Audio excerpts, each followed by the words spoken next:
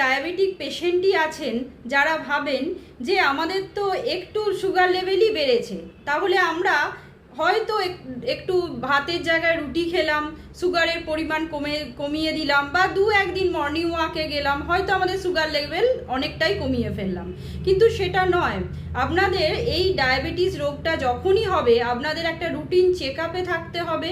তার সঙ্গে সঙ্গে এটা মনে রাখবেন, ডাক্তাররা আপনার ভালোর জন্যই বলে যে আপনারা রেগুলার একটা নিয়মিত ডায়েট চার্ট ফলো করবেন, তার সঙ্গে নিয়মিত সুগারের ওষুধ খাবেন, তার সঙ্গে যেটা করবেন একটা রেগুলার এক্সারসাইজ, ফিজিক্যাল অ্যাক্টিভিটি অবশ্যই দরকার এই পেশেন্টদের। অন্তত দিনে আধ ঘন্টা আপনারা হাঁটাচলা করবেন, কারণ ডায়াবেটিস রোগটা হলো সাইলেন্ট কিলার।